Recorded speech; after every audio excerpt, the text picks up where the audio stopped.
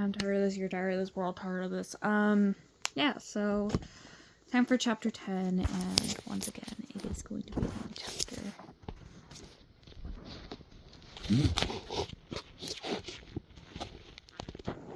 Okay. Hopefully that... Okay. Long chapter. Okay. Chapter 10. Annabelle scowled at her. Annabelle scowled at her. Those glasses have to be against the rules, she said. They're very distracting. Lila, you're late, Miss Old scolded gently. What happened? Lila looked around the room. Cassie noticed that almost all the students were staring at her with great interest, waiting to see what happened next. She shook her head dramatically, clearly enjoying the spotlight. It was the sign, she said. The one down the block at the crosswalk, she said with a wide grin, and Cassie saw a flash of silver when she spoke. Interesting, she thought. Could that be a clue? Miss Old shook her head, but there was a smile on her face. And tell us, Lila, how did a sign manage to make you late for school today? Lila grinned, clearly relishing the line she was about to deliver. It said, "School zone. Slow down." So I did. The rest of the class laughed. They obviously liked Lila a lot. Sit down, Lila, she told Miss Old, but in a kind way. It's time to turn in your homework. Lila still stood in the aisle. Miss Old, would you ever get mad at me for something I didn't do? She asked. Miss Old frowned. Of course not, Lila, she said. That's good, because I didn't do my homework, said Lila. Just kidding. The class burst out into laughter. This time, it's time to sit down, Lila, the teacher repeated. Lila paused next to Cassie's desk on her way down the aisle. Hey, new girl, she said. What's your name? Cassie, she replied. What school did you come from? Lila asked. That was a tough one. Starfield Preparatory School of, Preparedness, Cassie heard herself saying. Ugh, why does she have to say that? What a ridiculous name. But the girl laughed. You're funny. Lila sat down and the homework was collected. Students passed their papers up the row, and then the first person in each row passed them across. Miss Olds noticed that one boy's homework was missing, though he insisted he had turned it in, but it was nowhere to be found. Finally, Miss Olds turned on a monitor, and 3 images were projected onto the whiteboard in front of the room. Today we are going to discuss gravity. Now, who can tell me which of these photos illustrates this force? Several hands shot up. Yes, Christy? Miss Olds said. Come show us. Christy stood up and walked to the front of the room. She pointed to a picture of a ball going through a basketball hoop. Gravity is what pulls the ball back to the ground so it doesn't go shooting off into space, she said. That's right, said Miss Olds. Thank you, Christy. Christy returned to her seat, stumbling on her way down the aisle. Cassie noticed that she gave Annabelle a dirty look. You tripped me, she hissed. Why are you looking at me? Said Annabelle innocently. I didn't do anything. Settle down, class, said Miss Olds. Now who can tell me who discovered gravity? Lila raised her hand. I can, she said. Yes, Lila, asked Miss Olds. Christy did. Miss Olds sighed. Anyone else? Actually, it was, Lila started, but Annabelle spoke over her. It was Sir Isaac Newton, she said, giving Lila a disgusted look. He published his findings in 1687, she added. That is correct, Annabelle, said Miss Olds. Nicely done. As usual, muttered the boy who sat behind Annabelle. She returned a...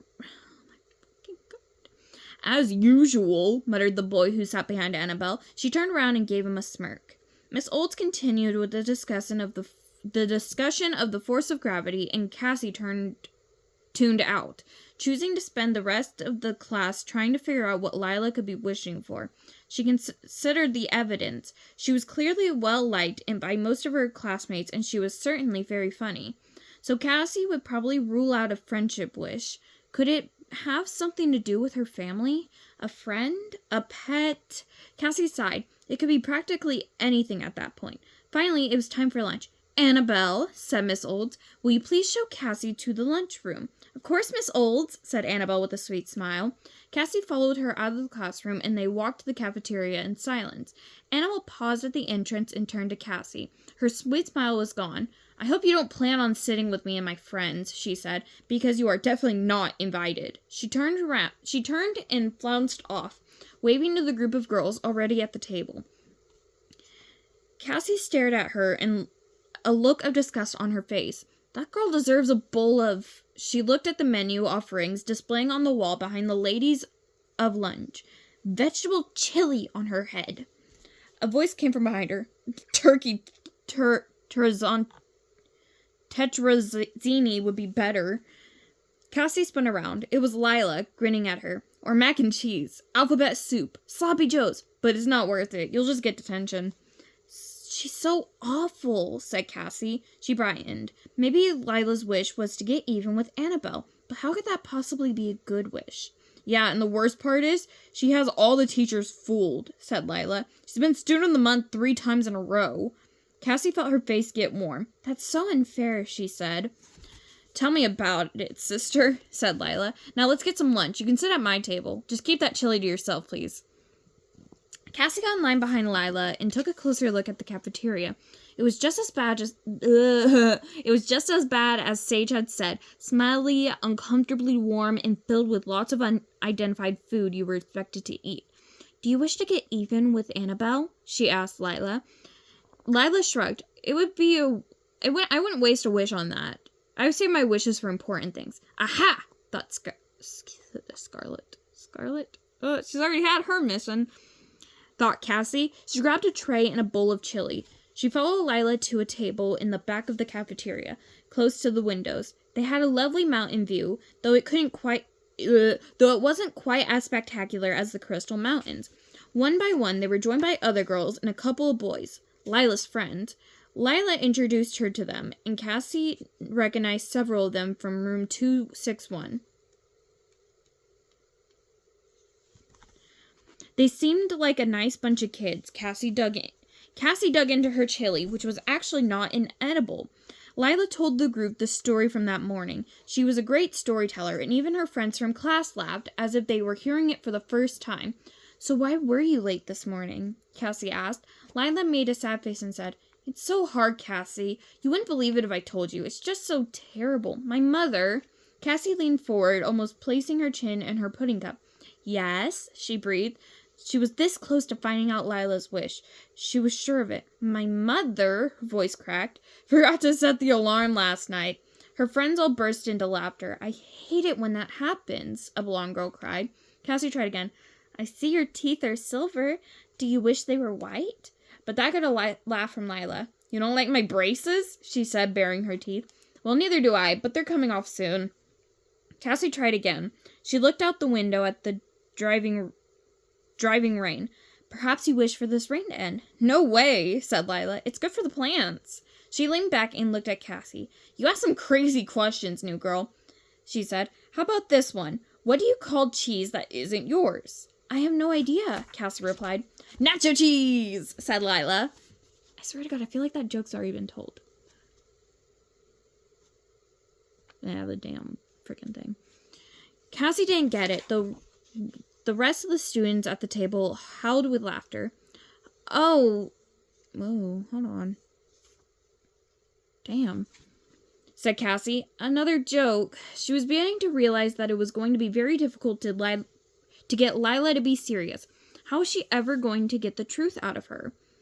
Just before classes began, Cassie stood up from the table and dumped her tray. She was really starting to worry and needed a moment to think. So she headed to the girls' bathroom, where she stood in front of the mirror, staring at her pale, non-sparkling reflection in the mirror. It was about time to use her underwhelming mirror mantra already. Was it time to use her underwhelming mirror mantra already? She pulled out her stars app and accessed her countdown clock. She looked at the time remaining and gasped. It had to be broken. Could she really only have 27 hours left to make Lila's wish come true? Was that even possible? Even for someone as determined and talented as she was, this was going to be tight. There was no other clues for Cassie for the rest of the afternoon, and as the time came to pack up their bags, Cassie was in a bit of a panic. She couldn't let Lila out of her sight. She had to be sure to stick to her like sparkle glue for the rest of the day, and somehow wrangle an invitation to stay at her house overnight. That way she'd get extra time with her. And I also won't have to sleep in an invisible tent in this weather, thought Cassie. While she was pretty sure that the tent was waterproof and be warm and toasty inside, she didn't want to take any chances. The bell rang for the end of the day, and Cassie pushed into the hallway, determined not to lose sight of Lila. Luckily, the girls' locker was only a couple away from hers. "Good first day?" Lila asked, unzipping her backpack. "It was good," said Cassie. She decided to plunge right in. "So, do you want to hang out after school? Do homework together?" "Can't," said Lila. "After school club. Ice dating." Or at least that's what Cassie thought she said. Her words were muffled by the arrival of a noisy bunch of kids who opened the lockers that stood between them. Cassie quickly grabbed her things, but by the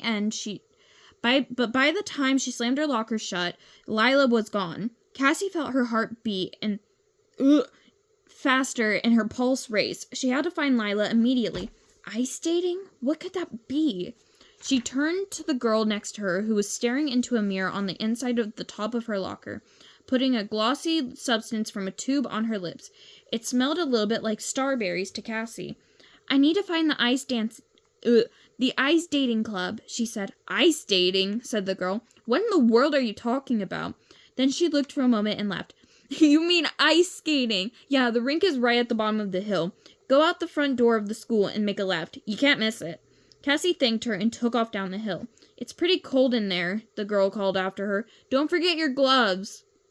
On the run, Cassie accessed her Wishworld outfit selector and made her choice. She waved her mittened hand at the girl and ran out of the school as fast as she could, whipping right past Annabelle. "No running in the halls!" Annabelle called after Cassie. "Do you hear me, new girl? Do you want a detention?" Cassie pushed open the door to the ice rink. The girl had been right. It was just as cold inside as it was out. The room was huge, and a large, shiny white oval stood in the middle. After some searching, Cassie found a group of students sitting on the bench, taking their shoes off. "Hey, Cassie," said Lila with a smile. "I didn't know you were joining the ice skating club. That's so cool." Then she laughed at her accidental joke. "I am," said Cassie. Lila introduced her to the club moderator, a teacher named Mr. Thompson. He told Cassie to take off her shoes and get a pair of skates. "What size?" said the bored-looking boy behind the counter. 137G, said Cassie, giving her Starland size without thinking. The boy's eyes nearly bulged out of his head. He stared at Cassie for a minute, then grabbed her boot.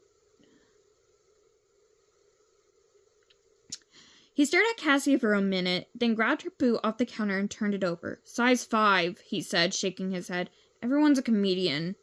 It took a while for Cassie to force her feet into the stiff white boots and even longer to lace them up. She stood up and quickly realized how hard it was to balance on the thin metal blades as her legs bowed first in. Where Lila was already zipping... Oh my god.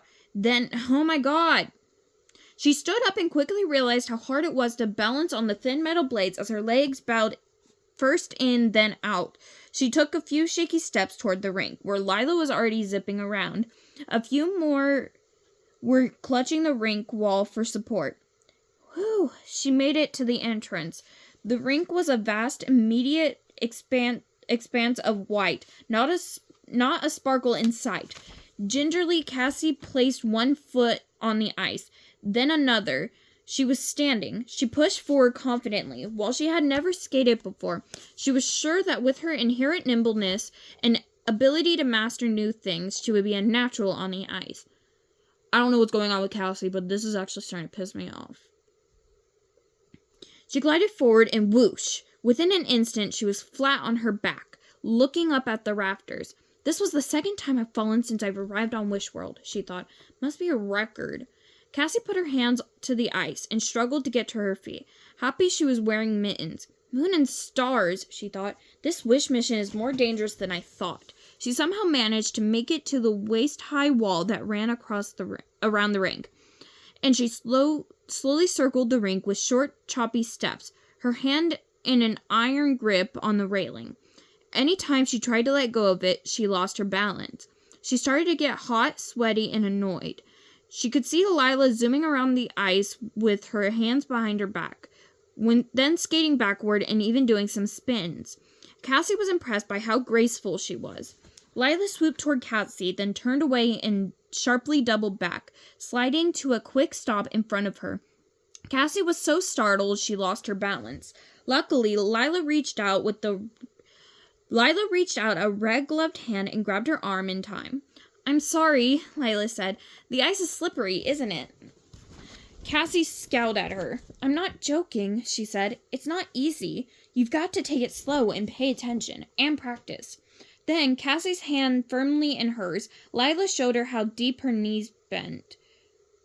Oh my god. Lila showed her how to keep her knees bent, which dramatically improved Cassie's balance.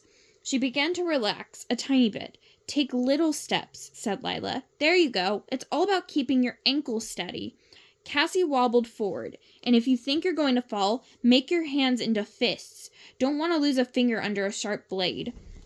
Lila next taught Cassie how to push off and glide, and before Cassie knew it, she had navigated one full turn around the ice without falling. At the end of the hour, the girls were laughing and joking. Cassie had made it 3 times around the rink without falling. "She really is kind and helpful," thought Cassie, but unfortunately, I still have no idea what her wish could be. After the girls left the ice and had returned their skates, they had put on their boots and stood outside waiting for Lila to be picked up. "Who are you waiting for?" Cassie asked. "My dad," Lila said. Cassie had an idea. She hoped it would work. Maybe you could come to my house tonight for dinner. My mom's making..." She searched her memory for a wishing dinner option. "Grilled cheese pizza burgers." Was what she came up with. Lila burst out laughing. "I'd love to find out exactly what that is, but my dad is on his way to get me." "Oh, that's too bad," said Cassie sadly. Would Lila take the bait? She did. "Hey, why don't you come over to my house for dinner instead? And sleep over, too," she suggested. "Maybe you can have grilled cheese pizza burgers another night." "Okay," said Cassie quickly. Her plan had worked. What would you girls like to drink with dinner?"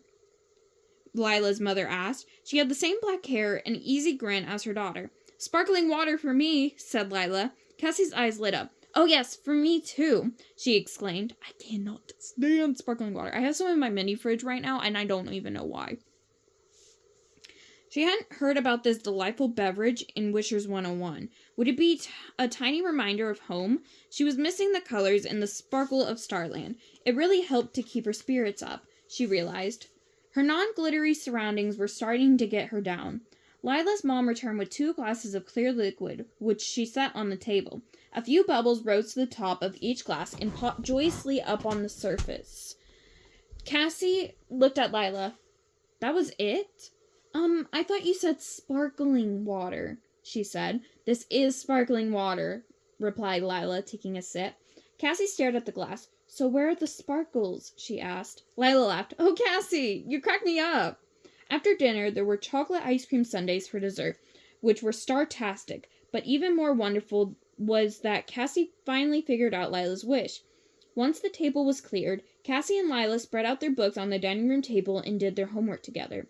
Cassie did her reading comprehension homework, reading a long passage and then answering 10 multiple-choice questions, and her science assignment, then dawdled over the math homework, trying to look like a normal wishling who couldn't add, subtract, divide, and multiply huge sums instantly in her head. She stole a glance over at Lila's math book. She was pleasantly surprised to see that every answer was correct. "Hey, you're good at math," Cassie said admiringly. "I am," said Lila. "Very good." Cassie next leaned over to take a look at Lila's reading comprehension answers. Cassie began, not sure how to broach the subject. "You might want to take a look at those first, 10 answers," she said. Lila sucked in her cheeks and looked for a moment like she might cry. Then she glared at Cassie and slammed the book shut. "It's fine," she said tersely. "But," began Cassie. "Just leave me alone, all right?" Lila said. She stormed off, and Cassie was left sitting at the dining room table by herself. She could hear Lila stomping up the stairs. "Well, this is awkward," she thought. After giving the girl a couple of minutes to cool down, Cassie walked up the stairs, which creaked under her feet. After first opening the doors to 2 closets and a bathroom, she spotted a door with a sign on it that said Lila's room. She grinned. I'm a regular Detective Marmaduke. Carbuncle, she said to herself. She took a deep breath and knocked on Lila's door. Come in, said a muffled voice. Cassie opened the door. Lila was lying on her bed, her face buried in a pillow. Cassie sat gingerly on the edge of the bed. Do you want to talk? She said. With a heavy sigh, Lila flipped over on her back, and she stared at the ceiling, unable to make eye contact with Cassie. So now you know, she said. I'm great at math, but I'm terrible at reading, she said. It's so humiliating. Miss Olds must think I'm so dumb. Cassie felt a sudden tingly rush of energy. She shivered with excitement. You wish Miss Olds would appreciate you, she said, her eyes shining. Lila sat up, clutching the pillow to her chest. I want her to like me, she said. So to get her attention, I try to make her laugh, but she ends up getting mad at me, she sighed. Meanwhile, people like Annabelle Victor get all the attention. It's not fair. Well, I have a suggestion, said Cassie. Save the jokes for lunch and recess. Just be your smart, kind, helpful self during the school day, like when you helped me today at the ice rink. Miss Olds is sure to notice and appreciate you. Lila got a hopeful look on her face. You really think so? I do. And here's another thing. I'm pretty good at reading. I can give you some tips and help you with reading comprehension stuff. You might never be as good at it as math, but you could get better, she told her. It's kind of like ice skating. Take it slow, pay attention, practice, practice, practice. Use a dictionary when you get to words you don't know. She laughed. Okay, that's not exactly like ice dancing, but you catch my gift. I catch your drift, corrected Lila. See, you're paying attention already, said Cassie, though she thought her way made more sense. The 2 girls got ready for bed. Before Lila drifted off to sleep, she asked, Do you really think this plan to impress Miss Old is going to work? I'm sure of it, Cassie said confidently. With me on the case, she thought, how could it not work? Chapter 11. I am so close to being done with this damn book, thank God. Yeah. So, chapter 11 is next. I will see you guys next time.